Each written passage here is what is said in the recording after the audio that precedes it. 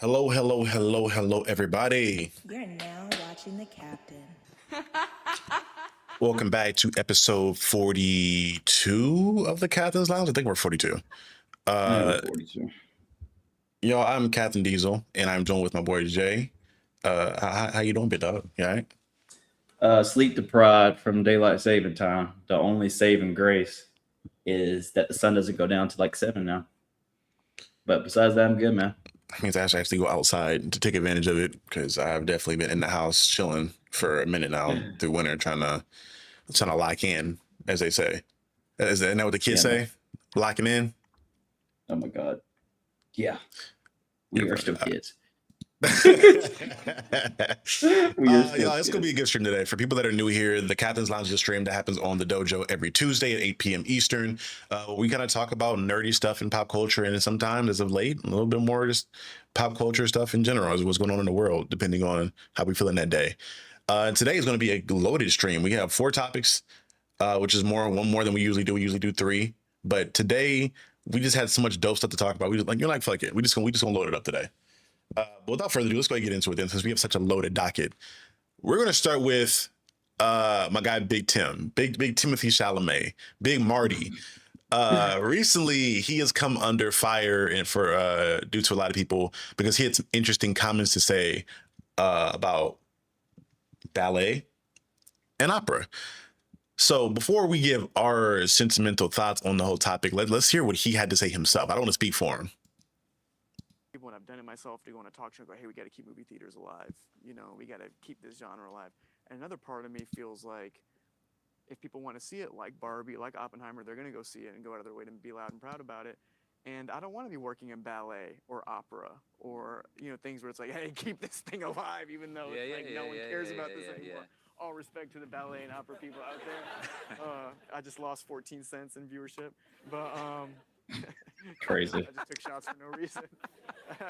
That's not a shot. I hear what you're saying. Yeah. So, So niggas just said, "Oh, bro, did he not realize Marty Supreme's over with?" Like, and other niggas are like, "Bro, that's Marty is who he always was. This is who this nigga is." Right. But as you can imagine, people that are fans of the arts, more specifically opera and ballet, had a lot of interesting things to say about this. More specifically, somebody we are usually not aware of in talking, because whenever she ends up in the news cycle, it's on some weird shit. Because Shorty, yeah, I ain't gonna get into her long history and why Doja's been very much so. If you know, you know. I don't know. I ain't canceled her yet, but I've been kind of off Doja Cat for a minute now. And even though I like her, even though I fuck with music, which I fuck with her last album heavy. But all that to say, Yeah. let's get to what she had to say about the whole situation, because she had some very heated discussion points for him. Hey, by the way, opera is 400 years old. Ballet is 500 years old. Somebody named Timothée Chalamet had the nerve, big guy, by the way, had the nerve to say on camera that nobody cares about it. I'm sure you could walk into an opera theater right now, seats will be filled out, and nobody's saying a word as the performance is going because everybody has that much respect for it. There is an etiquette around opera. There is etiquette around ballet. It's amazing. It's an amazing theater medium. It's fucking beautiful. And people go there every day to the dance studio. Dancers show up 8 a.m., 6 a.m., whatever the fuck. They show up and they break and they bleed every single day. Just because they have respect for it. They love it. They love what they do. It doesn't matter if the industry is having a tough time at any time, which a lot of industries have a tough time. Your industry has a tough time. My industry has a tough time. Doesn't mean people don't care about it. People care. The dancers care. The singers care. The audience cares. There's still an audience. People give a fuck. You show up in a nice outfit, you sit the fuck down and shut the fuck up. That's the usual etiquette around those things. Maybe learn something from that. Okay. She had some Spicy. spirited, yeah. She was talking a Yes, little greasy, yes, wasn't she? Doja Cat dropping mics. before we jump directly into it, there's one more perspective. Because again, there's a negative perspective in Doja. I wanted to try to find somebody on the other side of the perspective before we kind of gave ours and our thought processes. Because I think I have a relatively unique one, my own namesake. But let's just hear this last little perspective. The outrage over Timothée Chalamet's comments about the opera and ballet is super performative. And this is coming from someone who does love both art forms. I've gone to see opera and ballet live multiple times.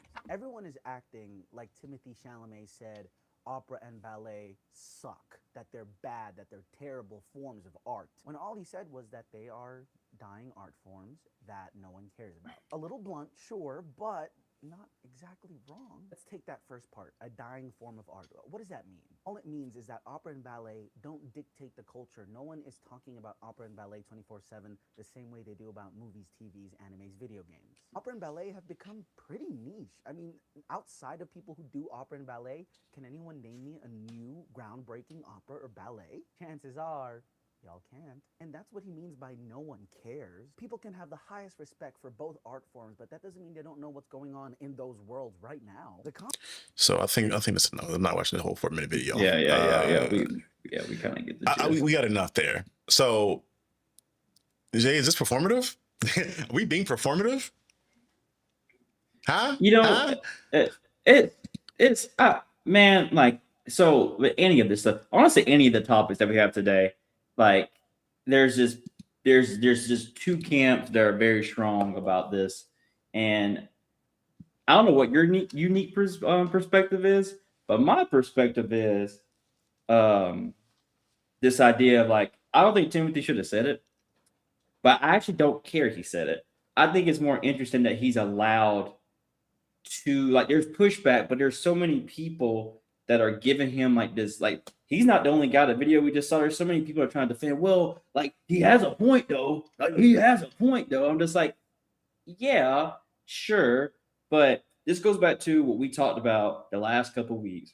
White people get to go out there and say half-ass shit and get away with it. Whereas, like, if I was famous as a black person, came out and said that shit, I would have got flawed. So part of me is like, I don't even care. Well, I care about the topic at hand, but it's like, what I find more fascinating is this idea of in the position that he's in, he's able to, because nothing's really going to happen to him. Like, we're going to talk about this for a couple of days, and then we're going to move on. And honestly, there's already been a streak of stuff the last couple of weeks and months that he has said that's been kind of weird. So just like, he's been on this, I mean, like the joke you just said, like, Marty Supreme's over, but he's still acting like Marty Supreme. Like, I think he genuinely is just like this. He's just like saying, like, I don't know, shit like this. And it's like, it's fine. If that's him, that's him. But just like, I know when I go out the door and hang out, I got to make sure I think about what I say, how I say it, how it presents. And it's just like that extra layer that I feel like it's kind of missing from this conversation. And it's just like, yeah, like, we can talk about the arts and stuff and the essentials and stuff. Like, that's fine. But like, I think at the root thing is like, I think there was a black woman I saw on TikTok that she said, yeah, I don't even care if Timothée Chalamet's right on this. He's a white man. And it's like, he can say and just say whatever the hell he wants to say. So it's just like it's like, okay, sure. Why not? Like, so I look at that more from that lens. So for me, like, at the root cause of that, at all intents and purposes, I hate saying I don't care about this topic. It's just like, there's so much shit going on to me, and it's just like, this is the thing that we're really talking about right here. And it's just like, okay, like, obviously the arts matter, and obviously he could have said something better, but it's just like, I don't know, like, he gets to say it because he's Timothée Chalamet. Like, I don't know, like, do you see? I don't know. Like, can I ask you a question? If Michael B. Jordan said that, since they're both running for Best Picture, if Michael B. Jordan said that, do you think this would be the same reaction? Yes, I do. But do you think it'd be worse? No, I think it would be as bad, honestly. I think Michael B. Jordan, in the eyes of a lot of people, has a lot more grace, and I do think this is going to be a situation because we're talking about, keep informed. Let's look at the art form we're talking about, right? We're talking about ballet and opera, two art forms that are primarily Caucasian. More so, like, if I had to give a percentage on it, I said like 99.99999% Caucasian. And I'd also discuss how these are also art forms that, for the most part, at least historically speaking, only the elite white people got to enjoy. If you had money, you Correct. went to shows to see operas, to see plays, and things of that nature. Because to Doja Cat's point, you're wearing fancy clothes. You're in there with your. Yep. They have literally like binoculars made specifically for you to view opera shows because you're in a booth hella far out. So this is an art Right. form, and the reason why, in my opinion, why stuff is like that is dying is because you didn't allow for minority people to get involved in it, and specifically when it comes to music, you ain't a lot of niggas in. That's true. When you don't For sure. allow people of other cultures in, and you keep this art form pure, and like again, for people to talk about like keeping things white and keeping things pure, this is what happens when you do that because there's no innovation within it.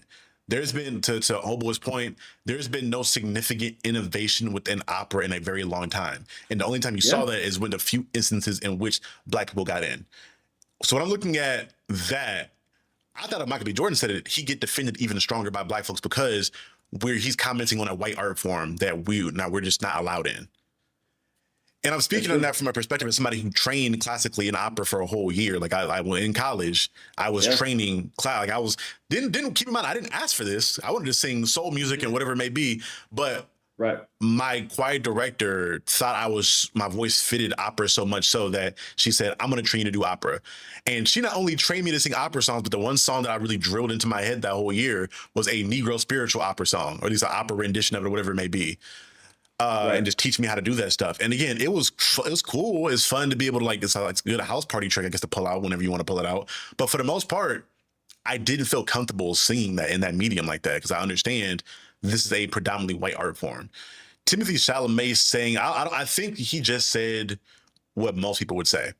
Because there's not so many niggas on this planet you could tell, especially in this country, that would be in that same position commenting on opera. Granted, to your point, random stray. He didn't have to throw that stray out there. This is a random stray. That's what I've this is seen- random shit he did. I've seen people discuss the reason he threw this stray out there is because some people have a crazy head canon making shit up. So I don't know how true this is, but niggas go, oh, well, his sister was a ballet dancer, his mother was an opera singer, so he didn't get the attention at home that he felt like he wanted, so that's why he hates it. I'm like, y'all How the hell niggas they know are that? right. You draw a lot of strong conclusions about this man's life and how he thinks of art form because of his familiar ties, but. Again, I don't think he said anything too crazy. I think it was a little bit of an asshole. Now, what was crazy, because I don't think what he said initially was crazy in regards to like the art form like being a one that's not popular anymore. The 14 cents he lost. That's what I'm saying. singing, The last that two was crazy. things, and then like he's pushing it, and then the last part, him trying to pretend like to sing, like he's being an ass. I think that's him. He was trying to like diffuse the situation with comedy because he was like, "Ooh, I fucked up."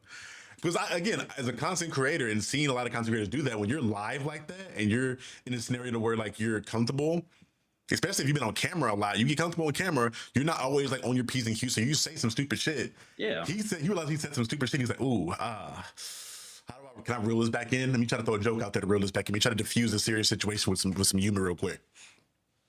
And for the most part, I don't think people cared as much. I found it very interesting that Doja Cat had something to say because I just felt like this is right message, wrong messenger. When I'm looking at somebody who has a history of being in chat rooms and assimilating to whiteness in ways in which you're playing into like race play fetishes for the approval of white men in chat rooms and shit, to the point to where like you felt like you had to again. I always find it interesting where it's like, okay, if you don't feel guilty about something, don't apologize for it. If you really think this is right and you can stand on that shit, don't apologize for it because you're not sorry. So either she was sorry and knew that she did something wrong and fucking like doing that weirdo shit in them chat rooms, or she didn't give a fuck.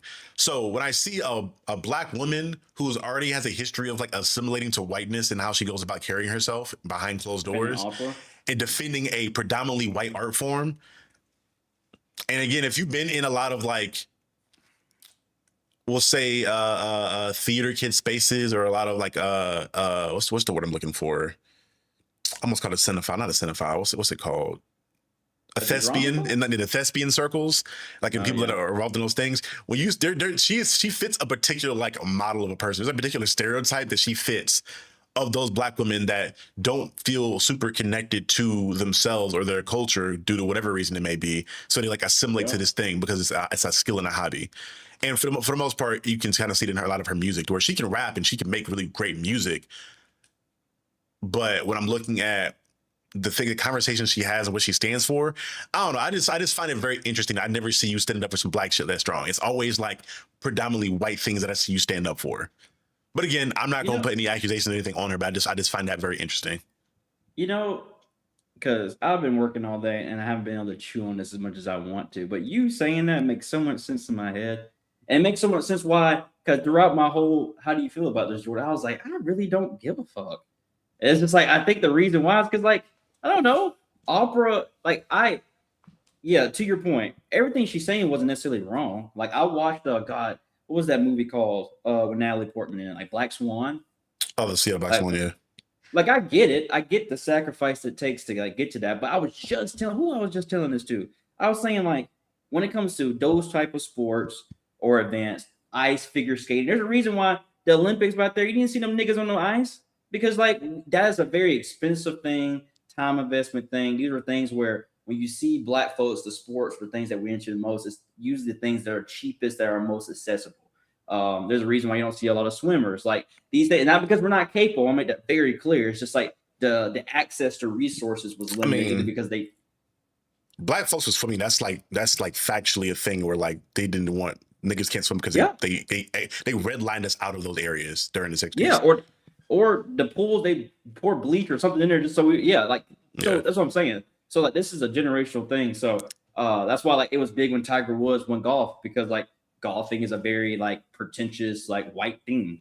So I see opera and I see like ballet. I see those very similar to that. So yeah, it makes sense to where when Timothy said that, I'm just like, man, that's crazy. Like you probably shouldn't make fun of something that takes a lot of hard work, but for me, it's like I don't know. Well, I'm looking. T Streets TF3JI says in 2024 she was wearing Otzi merch. She Yeah, gets no passes from me. I don't remember. I don't know what merch she was wearing, but that wouldn't surprise me. I do remember that. Yeah, she was wearing that. I think her boyfriend was like alt-right or something like that. She was doing it as like I don't know what she was even trying to convey there, like this contrarian type. I don't know.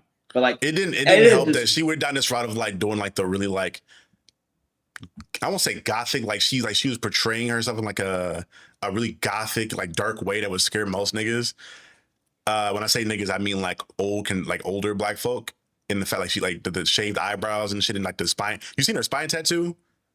I have seen her spine tattoo. Spooky as shit. Again, I fuck with it because I'm a horror fan, but I'm like, all these things happening and colliding at the same time, I don't find surprising in regards to that. Again, right message, wrong messenger. Fuck, it's definitely the wrong messenger.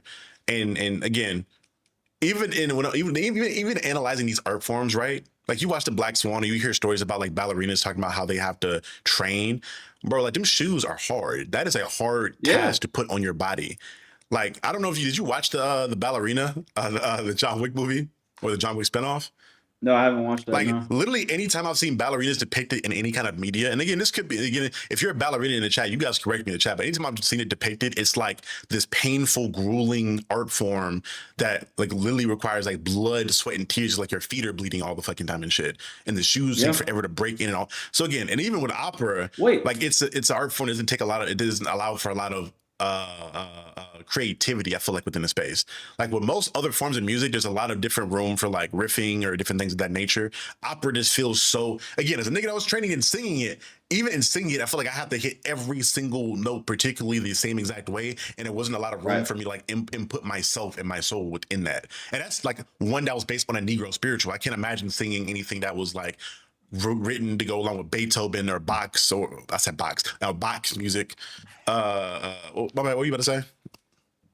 Oh, me? No. I was just laughing at you said Bach's. No, I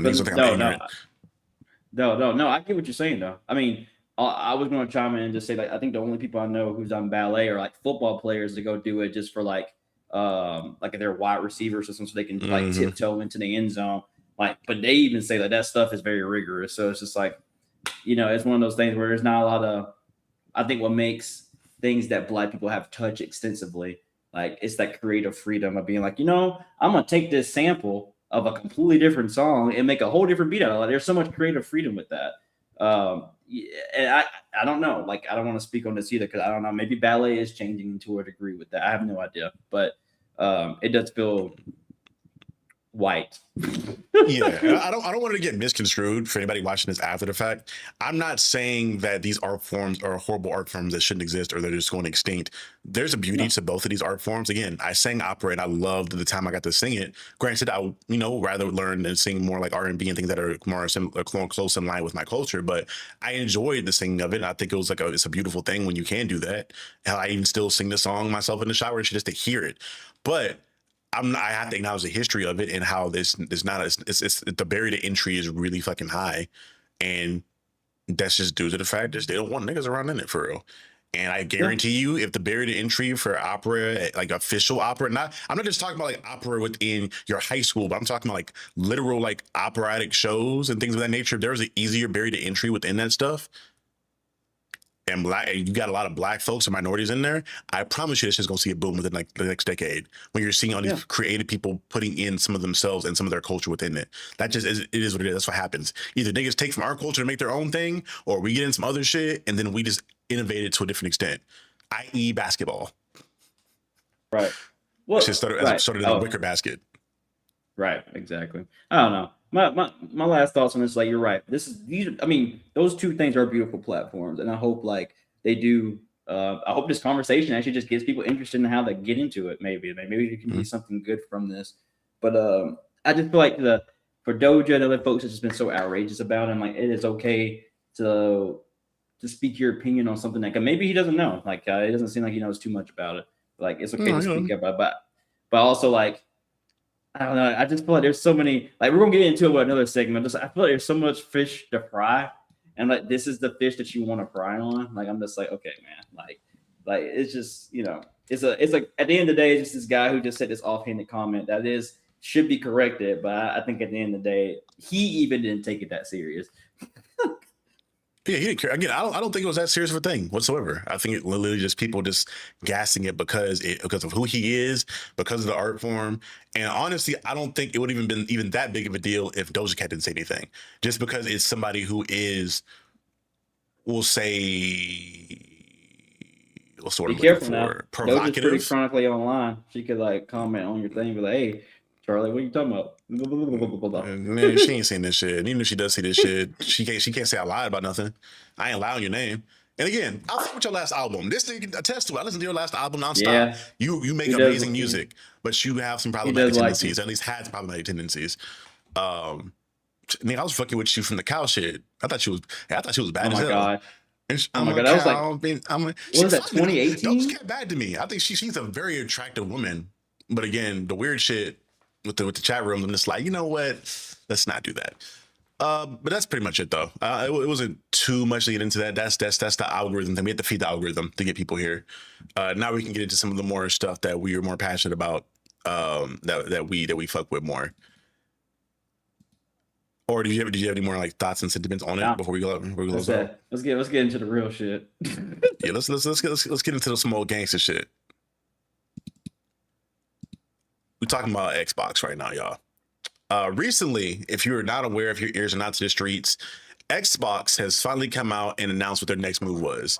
We were kind of concerned with them because, again, they did the whole thing where they allowed their IPs to be everywhere. Like, pretty much if you had a device that had a computer on it, it was an Xbox device, essentially. You didn't need an Xbox anymore to play Xbox games. Xbox had a whole thing where they fired their two people that were in charge of leadership, in Phil Spencer and Sarah Bond, and they brought in a new person who was the former CEO, or she led the AI core division of Microsoft a while back. So now she is the current head of Xbox, and a lot of her statements revolved around her idea that AI will be involved in a lot of this different stuff, and they are going to use it in an ethical manner, and it will not be AI slop, but AI will be used for a lot of things that Xbox has going on in the future. Well, recently we finally got an announcement what that next move was, and it is something that is called Project Helix. Oh wait, I'm tripping. Let's stop sharing my screen. Damn, that was supposed to be dramatic as hell, and I fucked it up. All right, here we go. Xbox console codename We just got our first look at the new Xbox console, codename Project Helix, but these are 3 questions we still need answers to when we get the full reveal. Number 1, can I play the games I own right now? And so far, that seems like a yes, because the head of Xbox said it can play your Xbox and PC games, but how is the next Xbox console going to keep backwards compatibility going? Right now, the Xbox Series X and S can play games going all the way back to the original Xbox. Now, it's not all of them, but it's a solid lineup, and some of them run even better with FPS boost, auto HDR, little quality of life things that make them feel more like modern games. So how are they building this next console to keep that Xbox legacy alive? Number 2, how much does it cost? Because if Project Helix is basically an Xbox combined with a PC, are we talking about something that costs as much as buying an Xbox and a PC? And so far, the way Xbox has talked about this thing has basically been prepping people for it to be really expensive. I mean, Sarah Bond, before she left, was calling it a very premium, very high-end curated experience. The new head of Xbox also said it's going to be state-of-the-art when it comes to performance, which you would expect from a next-gen console, but it still sounds really expensive. And number 3, the big question for a ton of people, why should I get one? Because if Project Helix is an Xbox console that can play PC games, but Xbox already releases all of their games on PC, why should I buy one of these instead of buying or building a full gaming PC? And to be fair, you could say the same thing about the new Steam machine or even an Xbox Series X or S, but all of those are almost definitely way cheaper than what the next Xbox is going to be. So that makes the new console an even tougher sell for people that are on a tight gaming budget. And we're definitely going to hear more at GDC 2026, where they have a deep dive on their next gen tech coming up. It's also the 25th anniversary of Xbox, so they're going to be showing off more of what's next. But let me know, how do you feel about a new Xbox right now, and what would you need to see from Microsoft to buy one on day one? So that's all the current news we have over on the new Xbox. There's an article on VGC that is really speculating on what the price could be. And they speculate that the price could be anywhere from $999 to $1,200. So about the price of like a low-end PC as a whole. And this is according to tech journalist More Law's Dead. I don't know what buddy's name is, or that's just a surname, I guess. But it's going to be very interesting from a couple of different reasons. First and foremost, the exclusivity aspect. Like if we keep it in a book, exclusivity and games sell hardware. And if all your games from past and present can be accessed and played on any kind of a PC that's already out there, why do I need to buy this new device? Especially this new device is going to be this expensive. If all your old games can be played through emulators or on these old devices, why do I need to buy this thing? Because again, the backwards compatibility thing was a big thing for it was a big thing for me with the Xbox 360 when I thought that was possible. When I thought I could go back and put in all my old regular Xbox games into my 360, I'm like, oh, this is dope. Yep. Was not, to my knowledge, I wasn't able to do that shit, at least with the games that I was trying to play with. So again, they have a lot of dope features that would have been cool, like with the last 2 generations of the consoles. But now we're at a point to where you don't really have any big exclusives on the horizon. Your games that are already out and are going to come out in the future have no kinds of exclusivity to them, so people can just buy them on what they already have. And then you're also being kind of tone deaf in regards to the state of the economy by bringing in this console that you're not going to subsidize. Because I think that's part of what like really fucked up the conversation around the Steam machine, is that once you announce that you're not going to subsidize it and it's going to come out to be around the price of a regular PC, there's no point. Because people want to buy PCs, but they can't afford to buy PCs and build PCs. And people probably want to get a new console, but if they can play what they want to play on the previous console. Because let's keep it about, the consoles are not for the avid super gamer. The consoles are for the casual gamer, the guy that works a blue collar 9-to-5 job, the child, the student. Like that's who those things are for. But they don't want to have to worry about optimization. They don't want to worry about setting anything up. They want to be able to boot that thing up and play their game. And if they're able to play that game on the stuff they already have, they're not going to go out and spend a bunch of money on a brand new thing. It's going to be more complicated for them to use, more than likely, because it's going to, from what I've heard about it, it's going to be a thing where it's going to run Windows on it like a regular PC for the most part. So it's the ease of usage. I'm like, okay, your UI has to be very simplified, almost like an iPhone fashion, to where regular kids to adults who don't have a lot of tech savviness about them have to be able to use this thing. And again, I think it's just tone to have it be this expensive because, again, as somebody like myself who has a expensive PC I saved up to buy, I'm not buying any more hardware unless I have to. And the only hardware I'm going to have to buy at a certain point is maybe a new PlayStation 6, if that ever comes out anytime soon. But until then, I can play all my PlayStation exclusives on my PlayStation 5. And any game that's not an exclusive for the PS5, I'm playing on my PC that I paid a bunch of money for. It is what it is. So I don't know. Xbox is in a place to where it's like, I'm not going to say it's dead, but my nigga, this just feels like an uphill battle you're fighting that you're not going to win. It's done, bro. It's done. This is coming from. I remember getting my Xbox 360 Elite back in 05, 06. And I rock with them. I know. I rock with them niggas. I rock with them niggas when Xbox One came out and that horrible announcement. And that whole thing, I was that one nigga that bought it and defended that shit to no end, knowing that it was inferior, that I had that stupid ass Connect. I pushed through and I got my Series X too. To see there's a documentary actually, if you go to Xbox's YouTube page, of like when they made the first Xbox, and you see how they talk about it in the 360. You just saw in that room, it's still Microsoft at the end of the day, still a big corporation, but Microsoft wasn't as big as they are now. You just saw the passion that these niggas had about this shit. Like they fucking did not like Sony. They thought they can be better than Sony. They had the consumer first when it came to the price, the things it could do, connecting people with Xbox Live. You can tell they wanted something that people could be proud of. They made games that people can be proud of that was only exclusive to Xbox. Halo was only exclusive to Xbox. And I'm actually a team person where like I don't want games to be exclusive. I want people to play what they want to play. But when I see this announcement, even to when I look at the Project Helix logo itself, this looks like a Q4 report from like a stock like meeting with folks. Like it just there's no joy. It feels very soulless. It feels very tone deaf. It feels very, and you said it perfectly. Consoles are for the average person who doesn't want to think about all this shit. They just want to put their shit down and play the next 2K or Grand Theft Auto, whatever. How can you explain to people, mind you, let's look this up in real time because I'm like going on a real tangent about this.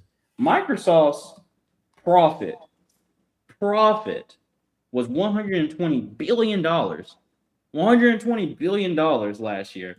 So you tell me y'all can't subsidize this for folks? I know y'all can, because y'all have said since the very beginning that y'all don't make money off your Xbox. You don't make money off your Xbox. You make your money off Microsoft Office and literally all the other shit you make. Xbox is a thing that y'all do because y'all do it for truly. If you go to the documentary, he literally said, "Oh, when they went to Phil, whatever the guy's name, and Spencer. Bill Gates, yeah, like not Phil Spencer, excuse me, Steve Ballmer and Bill Gates, when they tried to convince them, they were like, this doesn't make any sense money wise. And they're just like, we know, but we're doing this because we just think we can do it the best. From jump, Microsoft knew this makes no money for them. So like the fact that that's all been lost, they're trying to somehow make money in an industry that's you're never going to really make money in. You don't make any games that people like, and the games that are actually good, like Fable that's about to come out, you already said it's going to be on PlayStation. So it's like you got no games, the shit's expensive, you got no soul in it, things are being ran by AI, and then the one thing y'all were doing well with Game Pass is like $30 a month now. So just like y'all aren't doing nothing for the consumer. So like for me, as a person, this might be the first Xbox I ever get in the last like 20 years, and that sounds crazy out loud. I'm not going to get this one. Because all I can do is just get a PC and just get a controller. I might get now if they drop a new controller that has like good sticks on it and stuff, I'll get the controller, but I'm not going to get the Xbox itself. Bro, you can probably find a better controller from a third-party source that specializes in controllers. Because the controller probably sends you is going to be one that's going to be like cheaply made, optimized for Xbox stuff, versus you going to like a third-party person who like their whole like you can go to there's a website. Not even, but there's a company that I saw at a con at Dragon Con where like their whole thing was that they make controllers specifically for gaming and for durability and whatever it may be, and then they also decorate them really crazy with different designs, whatever it may be. But like going to people that do things specifically for that and paying a good bit of bread for that, for a controller that'll actually be durable and not one that's going to break on you where you have to get. I always find it very interesting about how much faith they have in a product like a controller based on how many attachments they have in it to replace things. If you have 15,000 joysticks in there because you know this shit's not going to last for a long time, brother, I don't know what to tell you. Like when I look at my the Lenovo Go 2 I bought, like part of the selling point for it was that the thumbsticks were made to where they'd be more durable and last a very long time. That didn't have haptic things on there because once they're gone, they're gone. Right. Again, these things just aren't made for the consumer at this point. Well, I'm curious, and we can go on to the next thing, but I am curious where the state of gaming is going when it comes to these prices because of everything that's going on with tariffs and data centers with RAM and stuff. I am very curious on what I don't think PlayStation. I'm gonna be. I don't think PlayStation 6 gonna be any better. I think they're gonna do the same shit. And I think this might be this actually genuinely might be the first generation where if I was a parent, it's actually smarter to make you a PC up front.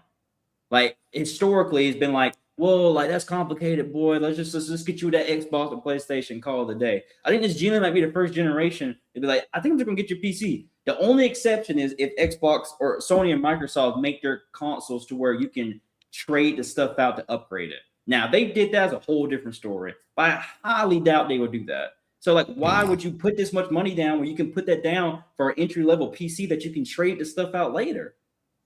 I don't even see, to your point about like where this is going, I don't even see PCs being the next move right now with one, the way the microchip shit is going with RAM and whatnot.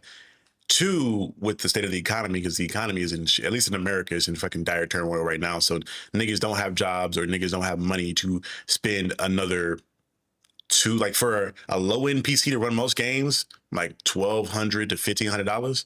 Like niggas don't have that just to drop on a video game for recreational activity unless you have money already, which at that point you're not worried about it. I think it's really just gonna be like people just riding out the PS5s and the PS4s and the Xbox Ones for like the next gen thing. There'll probably be a lot of people that buy it just because, you know, like what's the word I'm looking for? Retail therapy is definitely a thing, and how depressing the time we're in, people would just spend money they don't have to feel something and to be like to lose themselves in a little bit in the video games, because that's video games have always been a tool to keep people out of violence, out of bad situations, and to keep you some peace. So they'll buy that, but we may end up in a situation where niggas can't even afford to do that. So they're just gonna ride out for a whole generation with the things they already have. And I'm not too worried about innovation in gaming because we're already in a point to where a lot of developers can't even really push the new like we haven't even really seen too many games that have pushed the hardware, the PS5 to its limits, because they're still having to maximize things for the previous generation because they want to maximize profits. So like we haven't even seen the best of certain games. Unless the game is like an indie game only for PC, we're probably not going to see it at its full level or full capacity of what it can really do in regards to graphics or anything else. So I think gaming is going to be fine. It's really just going to be these companies losing money on hardware. They're going to keep trying to push new and more expensive hardware and not understand where things are going. And I think the prime example of that in a different tangential situation, when you're looking at did you hear about the I think it's a SeatGeek situation?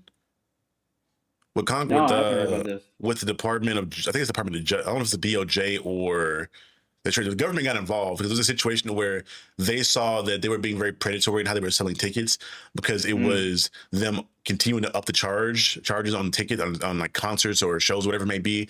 And they also started to realize that the company would own some of these venues. So they were just constantly raising these prices up every year, knowing that they own these venues. So literally the government stepped in and said, one, they're going to lower the prices, and two, the lawsuits from all the people that are suing them for these predatory prices, they have to pay back, I think, like a $30 million lawsuit or something like that back to those people. So we're going to see a lot of prices like that go down there, but it took the government stepping in on that and stopping that shit.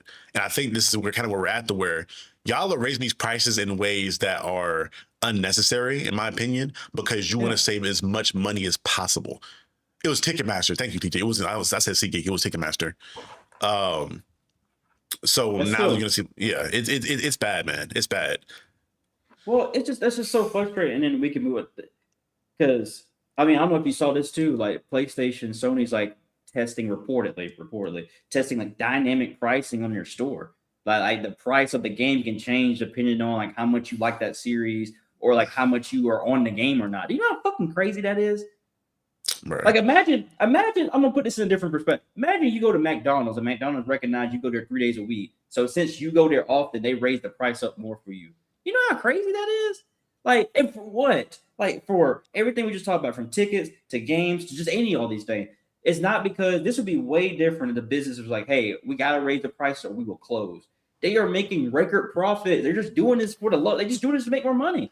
Period. Yeah, if they subsidize this thing, I don't think it would like lose them that much money. They just wouldn't have like the massive like increase in gross income or profit that quarter or whatever it may be. Even Sony's gonna get real nasty with it, because because of Xbox like legit like falling in with being one foot in the grave, they're not going to have any kind of competition. Their only competition for the most part was them, because Nintendo is not trying to compete with them, because Nintendo is like, we're gonna play our own thing with our we're gonna have our family oriented games and do our own thing. Yep. We are in our own lane and we're not competing with Yeah. y'all. So because of that, with Xbox gone, Sony gonna act the damn fool and they're gonna get really predatory with shit. And we're already starting to see the beginning of it, to your point, with like the dynamic pricing. We're seeing conversations around them taking all their exclusive games off of Steam and off of other PC platforms.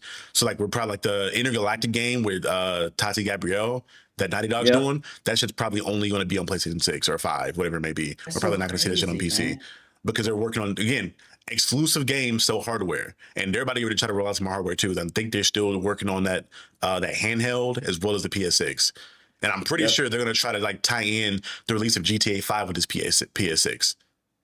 Oh yeah, there's going to be I mean, if they can pull it off to where, no, they already confirmed it's going to be on Xbox. There'll be some crazy like pull out to have. They're just like, hey, you can get like, I don't know, exclusive. I can see them doing something exclusive. I can see them throwing a bag. I can see them throwing a bag at Naughty Dog. Not Naughty Dog, but Take-Two Interactive. No, is it Take-Two? Rockstar's the company. I think Take-Two. Yeah, Take-Two owns them. I can see them throwing it back at them. I can see that happening because they already have like exclusive things with 2K where they have like exclusive packages or VC or whatever maybe you can get for free there. Or I wouldn't be surprised. Especially that's the main reason why I do think the GTA 6 is going to get pushed back into next year. Because it's already like close to the end of the year, but I can see them pushing it back a little bit further if it helps them line up with the PS6. Because for a lot of people that aren't aware, the way a lot of stuff works, and I learned this from talking to some devs within the Players Alliance, before a new system comes out, usually the game devs of that current game will get like a beta version of that system.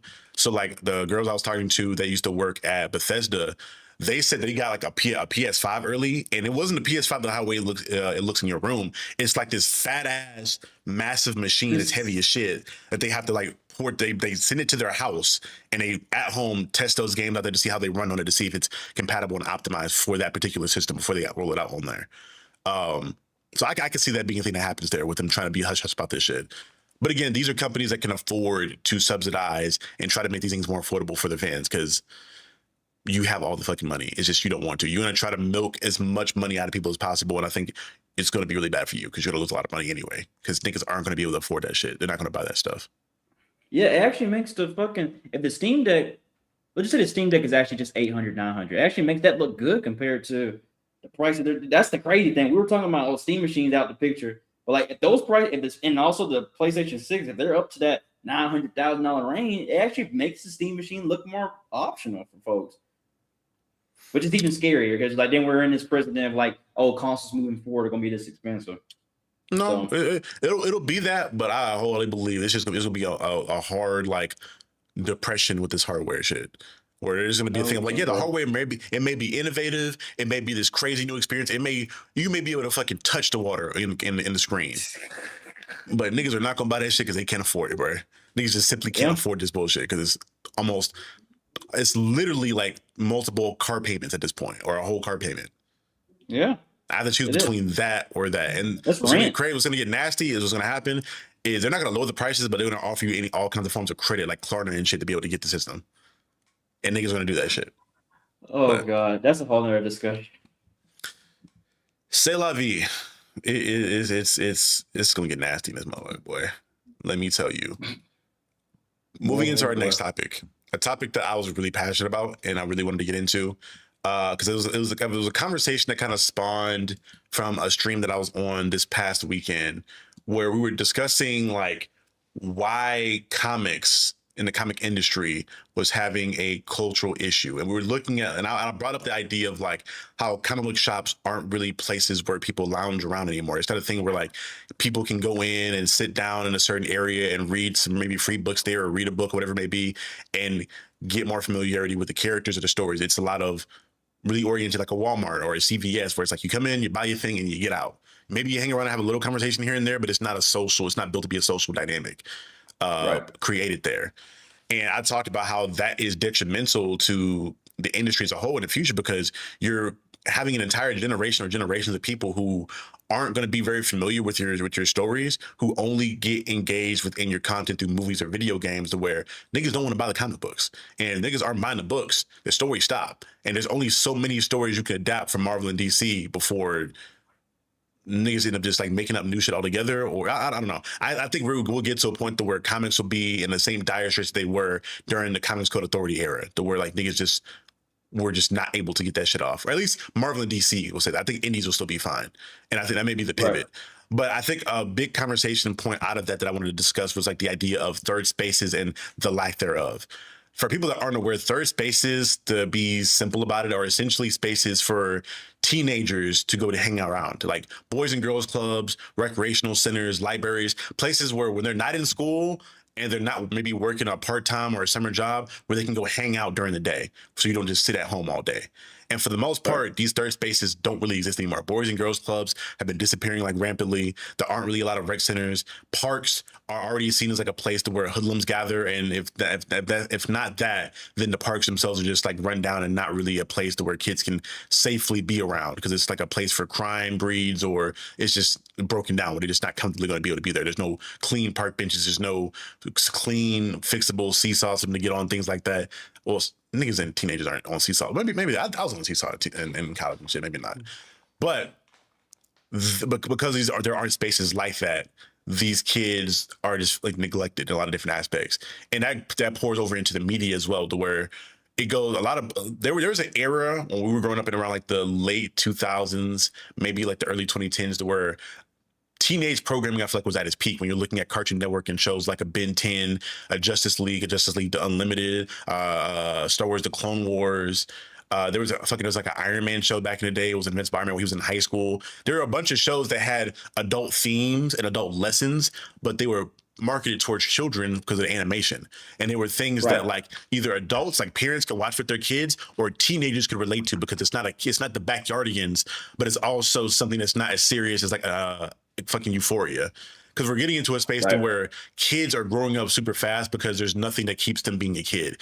When people talk about, oh, these little girls are out here fast because they weren't all this makeup looking like grown-ass girls, or like you got niggas running around with guns, whatever it may be, they don't have any space where they can be kids. They go from being a baby, an infant, a kindergartner, into middle school and jump directly into some shit where you're outside, you're either running around malls being annoying, being a kid, or you get caught up in some gang shit and you end up in fucking in a lot of crime or whatever it may be.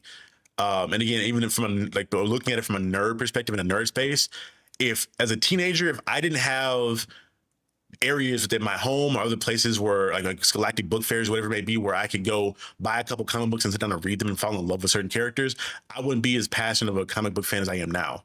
You need to give I pitch the idea that comic shops, because you're already it's undeniable that you're going to have some books that you don't sell because you're going to order too many and the book doesn't sell, whatever it may be. Instead of just like putting those books in a $1 bin box, create a mini library for kids where they're able to come in and read these books entirely for free and just sit around and kind of hang out for a minute.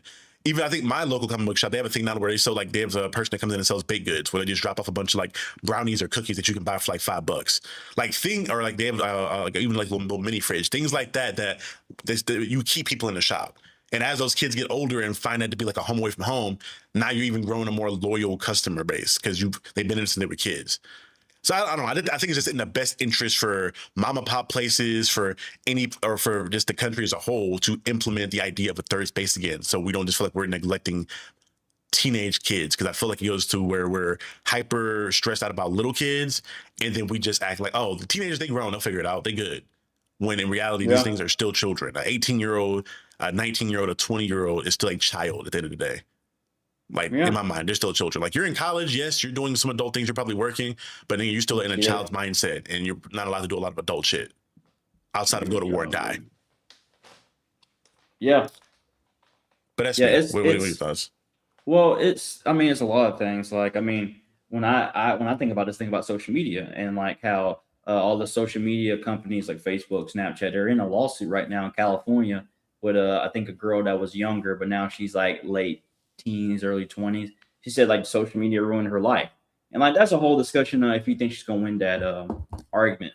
But what I find interesting is there's already been Snapchat, I think Facebook already agreed to a settlement, which I find interesting because why would you settle on something that you feel like you didn't do anything wrong in? But what I found really interesting was I think Facebook and Mark Zuckerberg, you might have to fact check on me on this, but there was reports that they were, during the height of like Facebook, was going to make a Facebook Junior, like a Facebook thing just for kids. to make sure like there's no weird stuff on there or anything, but just like a platform for them to be them. And they quickly got rid of it. And it's just like and it makes me think, as these third spaces, both virtually and in person, has disappeared, it almost seemed intentional. And I can't tell you why that's like they would I can tell you why. try to do that. Well, you go ahead. It's another great thing. In the same way that you see a lot of creators or companies go to people like Speed or Kai or any kind of like younger streamer that has a young audience, they want to indoctrinate these kids early on. There's a reason why like they want to push gambling so much in certain things like that, because and they go to these kids and they give Kai and Speed, these niggas get bags. Aiden Ross, I think, is a prime example, because you saw niggas like what's that bald headed nigga's name? Andrew Tate. You see niggas like Andrew Tate, Trump, they go to him because they know he has a younger, more volatile fan base and say, hey, we're going to give you millions upon millions of dollars. We just want to be able to be on your platform and spread our rhetoric so that we can indoctrinate these kids early on. That's how the red pill shit got so big and has lasted as long as it has, because you have these kids or young men who are already mad at the world, who are already developing and discovering themselves, that are potentially probably coming out of COVID to where they're a little bit more socially, emotionally stunted. And you're telling them, oh, any issue you have, it's women's fault. It's not your fault. You haven't, because you have to grow or whatever it may be. It's their fault. And now they're going to grow up, and when they're fucking 25 or 26 and they're future doctors and lawyers or they have jobs, they can funnel money back into you and your ideals and what you have going on. And you've created a loyal fan base. So that's a lot of things of why a lot of these companies do that. And we'll get into it a little bit more when we get into the last topic of why that comes back around. But that's what these companies do. I feel like a lot of this ploy is to make sure that we get these kids into adult programming as much as possible, because we can put all kinds of things like dick pills or gambling in front of them as quickly as possible, and make it ethical, because it's not kids programming, it's adult programming. We want to get them off the kid shit soon, because we can't make it make sense while we put gambling ads in front of in the backyard against or little Einsteins.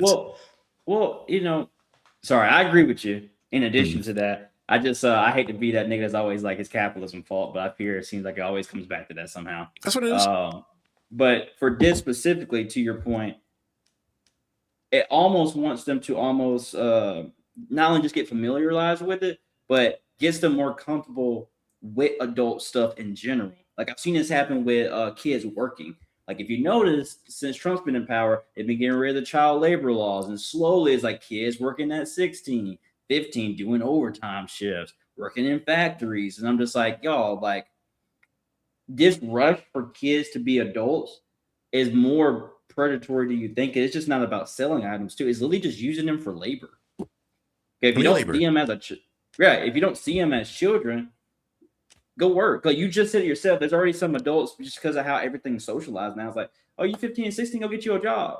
Like there is you a baby, toddler, and then like it's like this waiting, and boom, it's just like, oh, like you grown. I'm just like, no, not necessarily at all. But since there is no spaces, and you see these kids now, and I see this all the time. I work with 8th graders. I work with 8th grade. I go back, I'm telling you, me and my boss would go. And I don't mean this in a weird way. I mean this in like how the culture, how they do their makeup, how they act and talk, because the media that they consume is our media. Like they act like 18-year-olds. So it's just like, it's almost like I want to pull them aside and be like, hey, like you don't have, like, I'm not telling you what to do, but you don't have to do anything. You can still be a kid. You don't need to rush to be where I'm at. You're going to be working once you turn 18 for the rest of your life. You only get to be a kid once. Enjoy this shit, man. Enjoy not having responsibilities. Being a kid, that's the time when you can really we can technically mess up as adults, but the repercussion of me, if I fuck up at work, I ain't got no job and bills ain't getting paid, I'm on the street. When you mess up as a kid, like there's different things, and that's a chance for you to really, as you grow, learn yourself. That's the beauty thing of it. But like that's not happening anymore. So it's just like now, and this goes into a whole different race thing. Specifically black boys are seen as adults like at 8, and that's why you see a lot of like murders happen by cops, because well that kid had a gun, or that dude had a gun. It was just a kid with a 5-year-old with a toy gun. So it's just like there's so many elements to this, but it's like at its root is like the faster these people grow up, the faster people can work. We can sell them on gambling, we can sell them drugs, we can sell them alcohol, because it's not our fault. We're just sending the product out. But if you leave the spaces unattainable for they can actually do anything else but see that, what else do you think they're going to do? That's the only thing you see. That's why representation matters. And I'm also a big advocate of the idea of even 21, 22 when kids are going through school. Although I worked in college, I would love for kids to not have to worry about working a full-time job and also getting their education.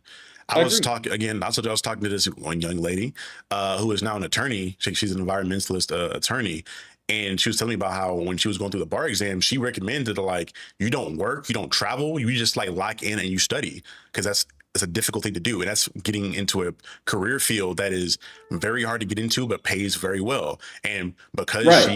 she was we'll say she was okay, I'm blanking on fucking words today. She was privileged enough Yeah. to be able to do that, to where you can just focus on studying and not have to worry about paying your bills or do whatever it may be. Now on the other side, for the long term, you're set up because you passed the bar exam and now you're an attorney. You were in like one of Yeah. the, I feel like a top 10% of career paths within the country at this point. Like for the most Right. part, I don't know too many attorneys not making a good bit of money. Right. And that is why, if people don't know, I don't mean to mansplain, but it's just like, that's why it's called full-time student, because it's supposed to equivalent to full-time work, like the hours you put into both your class and studying. That's why it's called that. That's why it's called, you're a part-time student, because it's supposed to be equivalent to part-time working. So it's like when you're a full-time student, and because I remember being in class, and I forget the formula that my professor told me, is like for every 3-hour class that you have, like if it's a 3-hour class per week or whatever, like you're supposed to do double that. Technically, you're supposed to do double that in homework and study and other things outside of class. So if you got 4 of those classes, you do the math. That's 40 hours basically. So it's just like, And that's yeah, just like undergrad or like gen ed. You're not even talking about like getting that's into what I'm like saying. your specialized stuff where you have to do internships, you have to go Right. do research or whatever it may be, depending on your degree. Like shit gets intensive, and you're expecting people to go Yeah. work a full-time job to pay for their whatever during that. I'm like, it's just insane. Yeah, But I also want to agree. put out the idea that we deported a lot of the cheap labor we had in the country. Somebody got to replace that shit. And if it's not going to be a bunch of because again, I think a lot of the plans for the playbook was, oh, we'll make contraceptives harder to come by so that poor people have more children, so we have more people to be within the workforce and do the blue collar jobs. Well, we already know as well. I'm pretty sure, if I gotta look at the numbers again, but I'm pretty sure that like birth rates are really low amongst Gen Z. Like niggas Yeah, aren't it having went kids down. like that. We're not having Yeah. kids. We're not getting married at the same rate because of this economy, because of a lot of other bullshit. But if they're not having kids, all right, cool. We'll just make the kids that are already here adults as soon as possible so they can work. Because Right. somebody Exactly. gonna be the valet for this fucking car. Goddamn it! This Rolls Royce gonna get valeted one way or the other. If Jose ain't doing it, I'm making little Tiffany down the street do this shit. You ain't lying either, and that's the sad part. It's sad, especially when did you hear about the bills for the tax cuts came out, and this is like the biggest tax cut for the 1% we've ever seen, and all the other bullshit that Trump talked about in regards to no tax on service industries. What was some other bullshit he promised? I forgot. It's just not on this bill. Yeah, it's just not going. Yeah, I knew So that nigga slide. too. I still remember when the big beautiful bill was coming out. I was like, "Well, we're gonna get no tax on overtime." I was like, "This is what you're. Everything else he's doing is gonna neglect that times 10, and that's not even being honored." So it's just like, I don't know. It's a lot. Yeah, I approached this just from like a nerd perspective initially. I think I'll have one more point on that, but this goes deeper than even just the nerd stuff. But even with the nerd stuff, I think like the perfect comparison, because I talked about this with Ethan the other day, and the perfect comparison we brought up was the idea of Star Trek versus Star Wars. When you look at Okay. Star Trek and their longevity as an IP, Star Trek isn't very popular nowadays. It still has its core fan base, but most of its fan base are people that watched it when they were kids, or they have family that watched it when they were kids, so they have that connection to it. Right. And that's mostly due to the fact when Star Trek was in its prime, all its content, all its programming was adult oriented. It wasn't made to be dumbed down so that kids could understand it and thrive with it. Star Wars, on the other hand, it had its big major blockbuster movies that were more adult oriented, but in between there, you had things like Star Wars: The Clone Wars. You had the video game like The Force Unleashed. You had the expanded universe in children's novels where kids were still able to connect with Star Wars in their childhood. And that led to them being super fans of the franchise still to this day, and why Star Wars is still as valuable as IP as it is now versus where Star Trek is. If you do not make if you're as an IP, as a large thing that's going to go on forever and ever, amen, you need to make sure that you're being intentional about making your thing accessible and understandable by children, or at least by teens, so they can get into the thing. Because if everything's just hard, again, we talked about it with the opera and the ballet shit. If the barrier to entry is super high, at some point, the people that are already in there are going to die off, and then you're just going to have numbers that can't sustain your industry or your thing. Yep. You become more of a niche. which is why things like anime are getting so big now, because it went from being a niche that was hard to get into. Because I don't know if niggas remember back in the day when Naruto 9 was the website you had to go to watch new episodes of Shippuden that was giving you damn viruses every other day. You had to wait for the subtitles and shit, or any other illegal site to watch anime where it was harder to watch the shit and it was a harder niche to get into. Now it's on Crunchyroll, it's on Netflix, it's on Hulu, it's on every streaming platform there is. Now the whole world is living anime to that point, because the access to entry is easy. The barrier to entry is really fucking low. But that's all on that I got. You got anything else you wanna comment on before we move on? No. To the last topic? Let's talk about these wings, nigga. Yeah, man. Let's get into the wings, brother. Let's get into the wings. Voila, magic. For people that are not aware, we are in the beautiful city of Atlanta. And in Atlanta, there is a establishment that is a staple of the city. And honestly, it's been one of those things that has been a diamond in, not even a diamond in the rough, but just a shining diamond in the city, being that of Magic City. It's been around for like 30 plus years. And when Mr. Magic opened that thing up 30 years ago, it's involved and had a lot of different people of stature and money and status going in and out of there. Nah. Let's get JP's face. Well, JP said Diesel and Cosmonaut. I'm like, that nigga called you. I think he's a little 2 shades darker than Marcus. That's crazy. But yeah, Magic City has been an establishment that's been really integral to Atlanta for a long time now, and it's one of those places where like it's an adult establishment, but I think even people that like aren't of the adult establishment frequent. They don't frequent strip clubs like that. Even they look at Magic City as like this thing that you just do, or thing to go to. People like will legit go to Magic City just to eat food.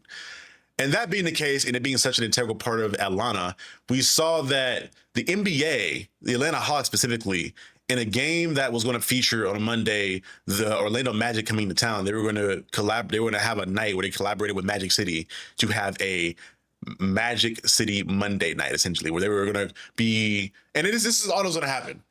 For people that maybe like hearing of that, you're going to have the assumption, oh, they're going to have ass out there. The hoes are going to be out at the game with the kids. No.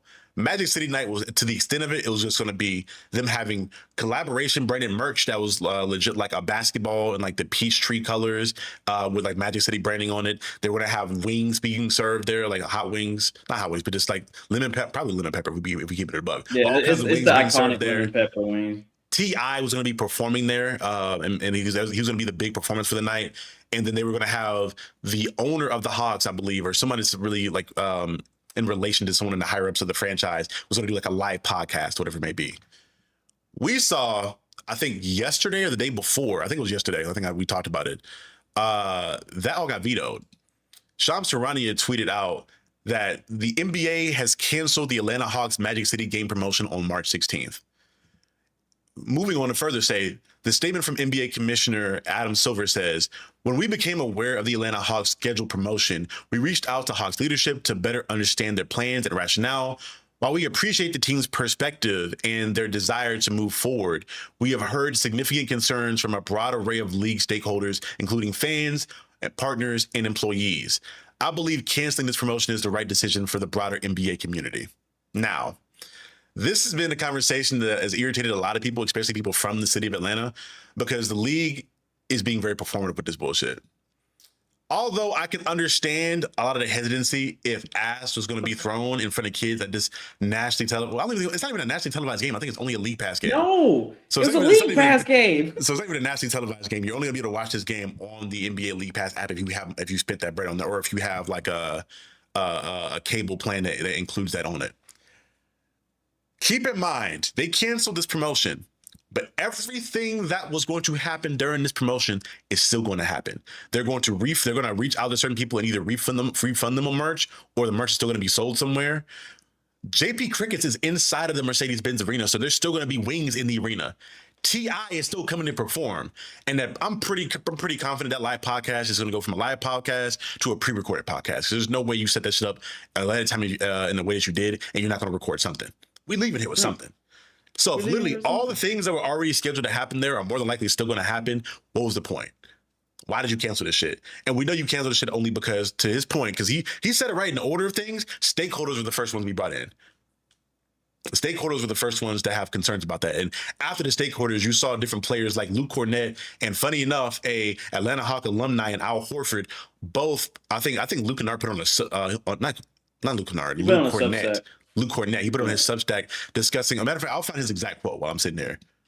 Well, while you're doing that, can I say just a little piece about 2 cents Go on ahead. this? Go ahead. When I first heard this promotion, my first thought also was, oh shit, they're going to bring strippers. That's not a great idea. But once I found out it was literally just a merch with the peach, the Georgia peach as a basketball, Magic City written on the hoodie, and then wings, I was like, what is all the commotion about? Truly, at the end of the day. Because the second thing I want to say, I'm going to put these in snippets. Was anybody in Atlanta actually in the room when this decision was made to cancel it? I feel like there's a lot of people, besides Al Horford, a lot of people, stakeholder, everybody else, are just like, I don't see this as good. Has anybody actually who lives in Atlanta gave their 2 cents? Because if you live in Atlanta, you understand. I have never been to Magic City, but I understand the significance of Magic City to this city. It gets kind of weird because it's like, oh, so y'all want to acknowledge like how Magic City and sex work is important to the city, but y'all don't want to bring it down to light. Y'all really don't want to do that. Like, I'm talking about the league. It's like, but we all know in the city how important it is. Niggas go to Magic City just for the wings, bro. And we have Luke Cornett and they interviewed him and asked him his direct thoughts on the whole idea. But let's hear what he has to say. During these times, speaking out on social issues as an athlete, it's kind of becoming few and farther between. There's just a lot of volatility, out there. What made you passionate about putting that in writing and standing on your morals?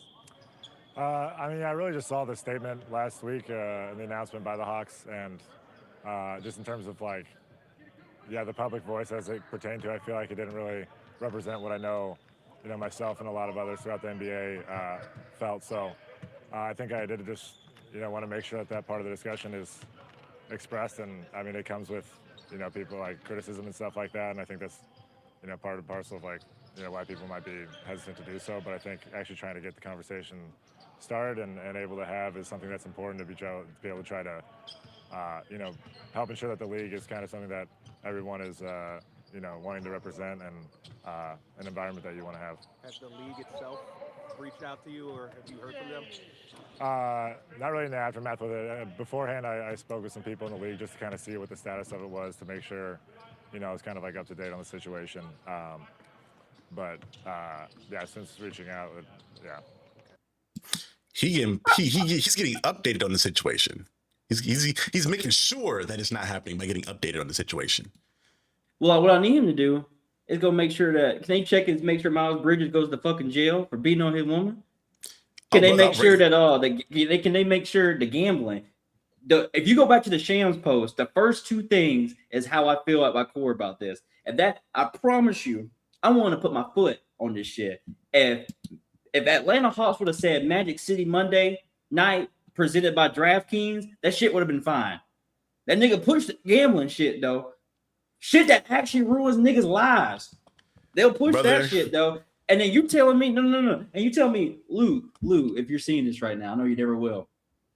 The nerve, the reporter gave you a layup saying there's a lot of shit going on right now. A lot. And I'm not saying, look, me and Charlie, we're in agreement on this. If you don't know what the topic is, don't talk about it. I understand that. But with everything that's going on, this nigga made a Substack. I don't think, to my understanding, this nigga haven't wrote anything before. Correct me if I'm wrong. It's like this nigga went on Substack to feel very passionate to write this. About wings. No strippers gonna be there. Wings. Meanwhile, niggas are getting bombed overseas. Niggas getting bombed. Niggas are the P word. And you know what? People on lists. Even with that being said, let's run it back in, and we'll keep it here, right? Because I want to really get into one thing that he really harped on, the idea of the league and the principles of respecting women and women being respectable, which we already know what that means. He doesn't respect sex work, and we already know that sex work as a whole is respected. Is it something that you maybe not? It's something that you shouldn't frown upon. But it is a taboo. Well, as much as it's normalized in society, it's still very much so considered a taboo to be like a stripper in certain spaces, in a lot of spaces in America. But I have a mother, I have a grandmother, I have an auntie, I have god sisters, I have a half sister I don't speak to. I don't really know too much about. I have beautiful, beautiful, beautiful women friends and colleagues that I love with all my heart. And you know what I'm more worried about when it comes to them? More so than them being on the pole, them being assaulted. Because to your point, Miles Bridges is still in the league. Fucking Chauncey Billups was a head coach of a team.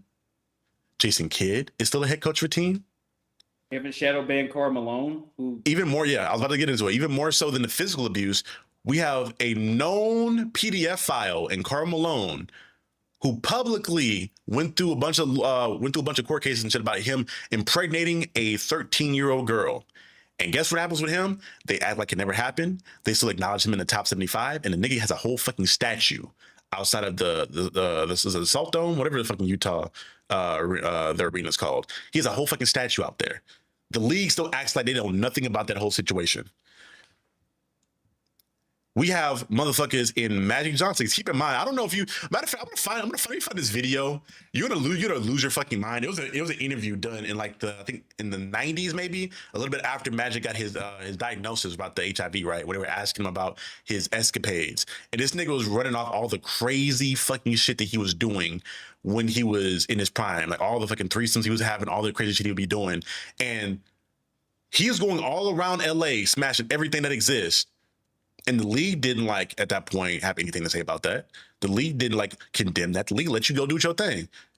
When you saw nowadays, when you have that whole issue with the Clippers, right, where they were under investigation because Steve Ballmer and the Clippers, they were being investigated because they were essentially playing Kawhi and other players under the table for a long time and funneling money.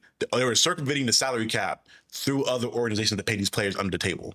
And that was this big thing in the beginning. Like, I remember this was a major thing in the offseason going into the start of the season where the league was going to investigate. They said by February, they'd have more news on it.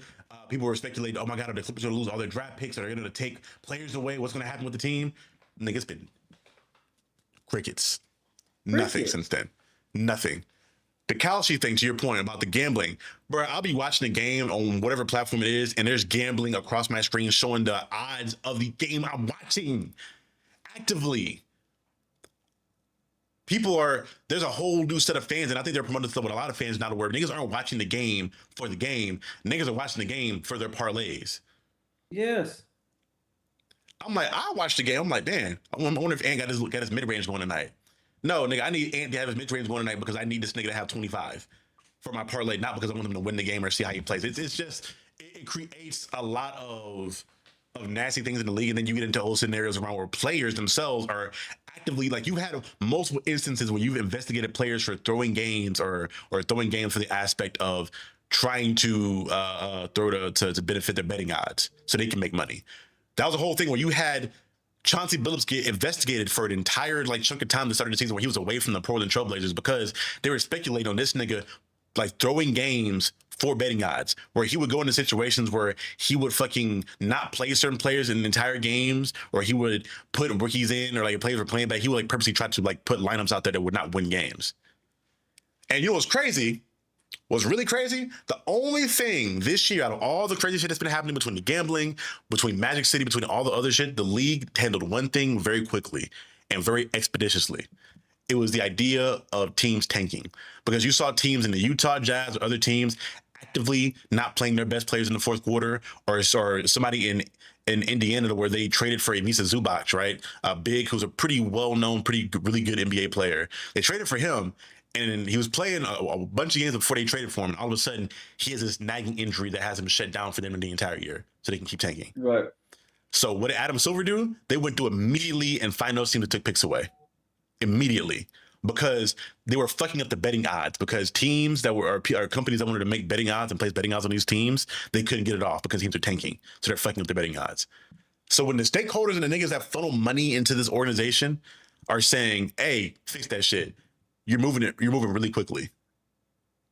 But when it regards to things that are actively harming your league and making things worse for the viewer, like having 15 different places to watch a game, And for me to have to watch, for me to be able to watch my team play on every night, if I wanted to all 82 games, I have to have 4 or 5 different platforms or streaming services, which is going to cost me like $200 to $300 a year, if not more. These are the things that's ruining your league. The bad coverage is ruining your league, but you're concerned about some wings and TI at Magic City. Yes. It's just we talked about at the very beginning with Timothée Chalamet about performing. This is the most performative shit I've ever seen by a league before ever. Like, granted, and this, you know what's funny? The saddest part about this whole thing is, out of the 4 major sports leagues, the NBA is the best one on this type of shit. Because God forbid I rely on the NFL or fucking MLB to do the right thing in these situations. Usually, historically, NBA, when it comes to at least black issues, like that's what it blows my mind here about this. That this is what, because if you saw the original post from Shams, like it seemed like Atlanta still wanted, the Hawks still wanted to do the shit. They were just like, they were trying to convince them that there's nothing wrong with this. But this is, I guess this is the hill they want to die on. And I'm just like, okay, if this is what y'all truly believe in, I need y'all to actually care about this next week and the week after next and the week after next, and actually things that are critical to the things that make the NBA work. You know what this is the equivalent of? This is the equivalent of, like, let's just say, and I don't even mean to make it like this, but it's the only thing that makes sense.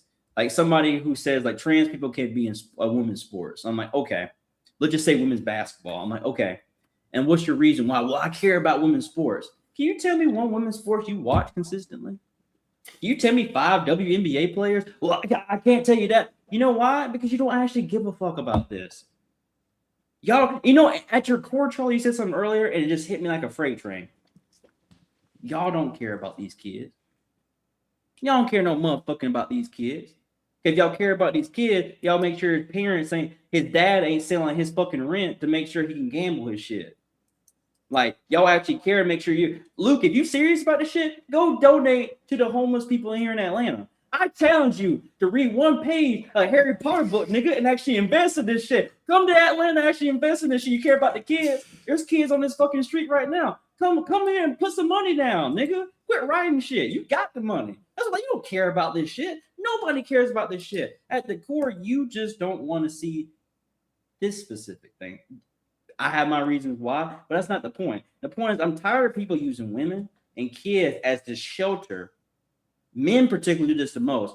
Use women and kids as this like, oh, we're doing this to protect them. Y'all don't just, I'd rather you just to say what it is. I'd rather if you just say, I don't want to see strippers on the floor.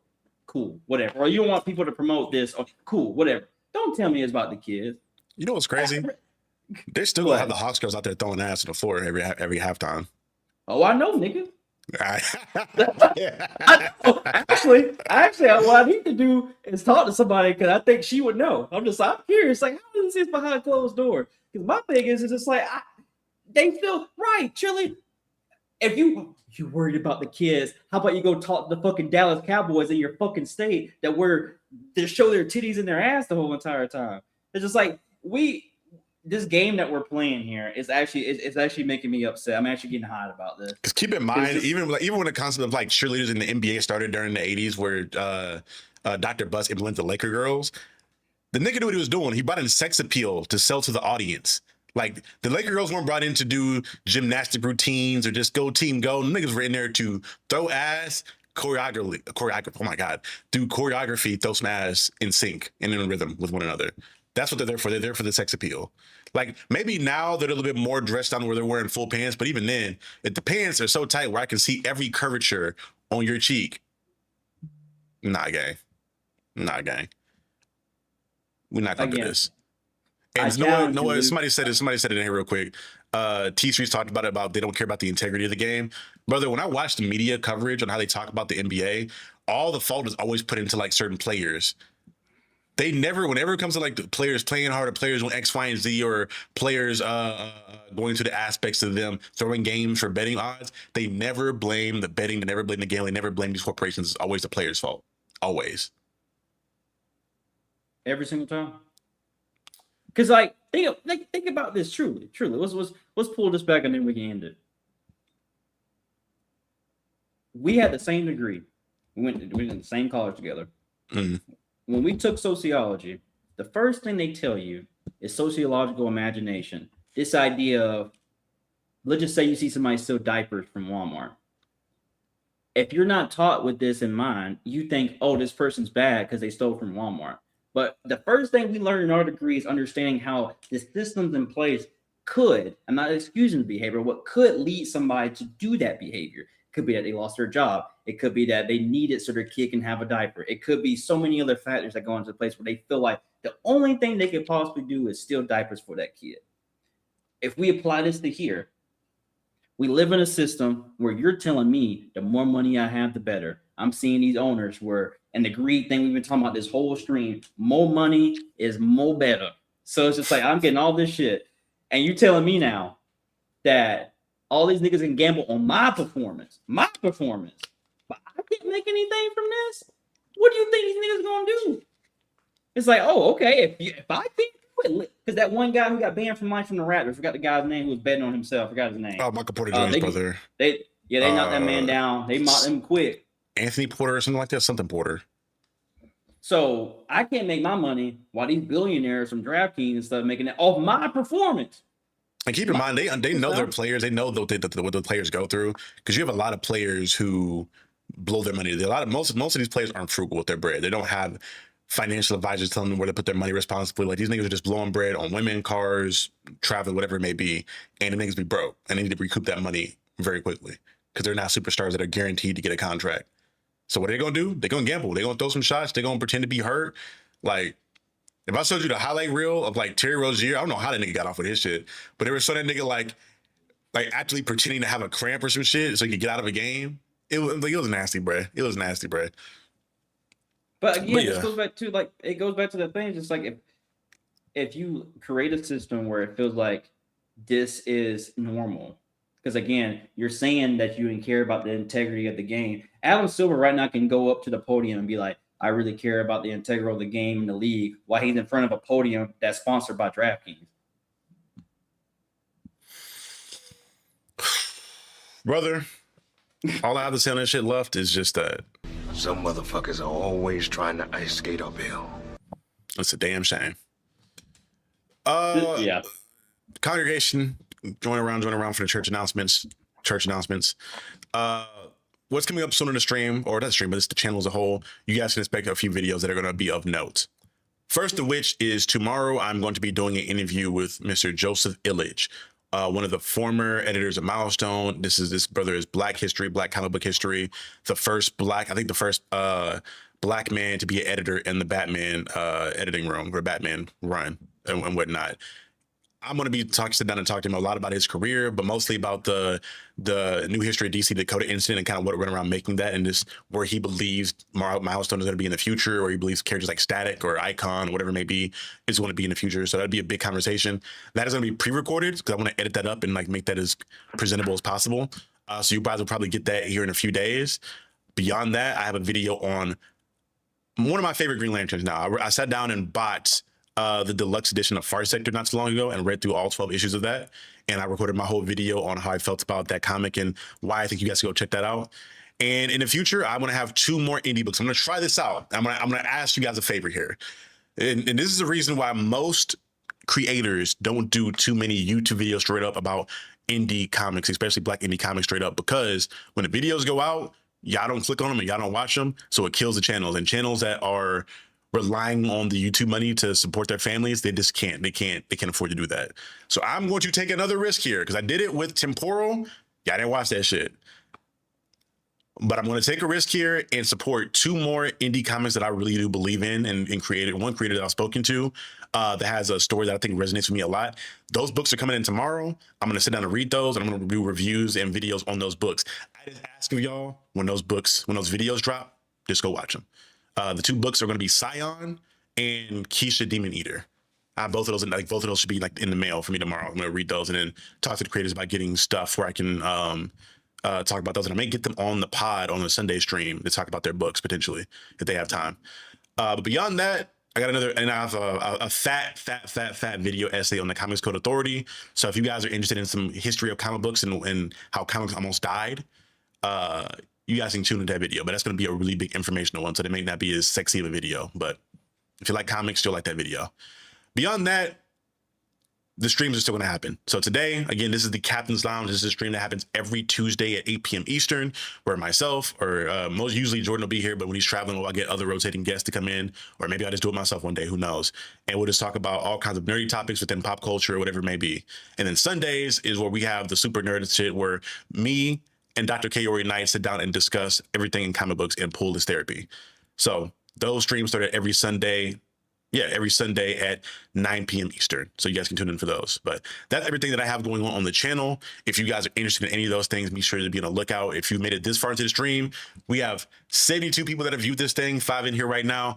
I should have 5 to 75 likes on the stream right now. Y'all help me out and like the stream so that it gets pushed out to more people and the channel can continue to grow and whatnot. And if you guys have enjoyed anything you've seen here and want to see more of what I have to offer, make sure you subscribe to the channel, hit that notification bell so that you can be tapped in to all the unemployed and homeless nigga news that we have around nerd stuff. And, you know, just have fun with stuff, man. And if you guys are interested in having any further conversation or just hanging out with people that are like yourselves, if you look into the description below, you will find the Discord link there to where I go into my server and I chop it up with people. I'm going to try to have more movie nights or just viewing nights. The 15th, we're going to be having the Oscar watch party in there. I'll stream it to YouTube, but the actual like video of the Oscars, you'll only be able to see that in the Discord. That'll be exclusive there. So you'll see our reactions on the YouTube stream, but you'll only get to see like what's actually going on during the Oscars in the Discord below. So if you guys want to be tapped in for that on the 15th and see Sinners just clear house, hopefully, and not get hoed, y'all tune in for that. And then last but not least, if you want to support me even further and just, you know, just go that extra mile, I myself am a indie comic book creator, and I have a book that is currently out called Reaper that you guys can find in the description below. If it's not there, I'll put it there in a second. Or if you guys don't see it there, you can go to echelongraphicnovels.com and check out my book as well as all the other dope books along with the publisher. And just check that out, man. If you're into gothic action horror, that's a book for you. And then issue 2 is on the way very much soon. We are in the coloring phase for issue 2, so hopefully here within the next month or two, we'll get issue 2 out there to you guys. So again, to everybody that's been here this entire time, thank you so much. We love seeing new faces. T Streets, Tony BK. Who else was in here new that I didn't notice? JP, this is your first time catching a live show for real, so appreciate you for pulling on my boy Jay Penumbra. And our boy Chris was in here earlier. I don't even know if he's still watching. Y'all, thank y'all so much for coming in. And then also, real quick thing, DC So White, the campaign is not over. We are still pushing for DC to put out a Black-centered story with either a Black writer, a Black-centered story, or just a Black creative team all around, a Black-centered character within a ongoing mainline story where we're advocating for that. We're only asking for one, and we want that book to be out there. And it's something that we're pushing. So if you guys want to help contribute to that, if you see posts that go around that contribute to the DC doing some fuck shit, or you see a post about a character that you want to see that's Black in an ongoing title, post it, and just hashtag DC So White to make sure that we're on their neck. Because I can promise y'all that right now, DC is they know what's going on.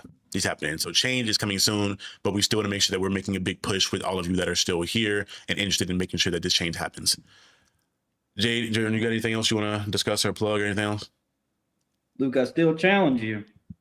By next week, by the next time we do this stream, I'm gonna ask again. I want you to be able to donate to the Boys and Club here in Atlanta if you really care about these kids. If not, then I know who you are, nigga. That's all I have to say. Put on them fake ass glasses just for that. Yeah, I did. This thing is funny. Again, thank y'all so much for pulling up. I appreciate y'all. This has been episode 42 of the Captain's Lounge, and I will see you guys next time. But before we go, I need y'all to remember forever and always. You're now watching the Captain. And we'll see y'all next time. Peace.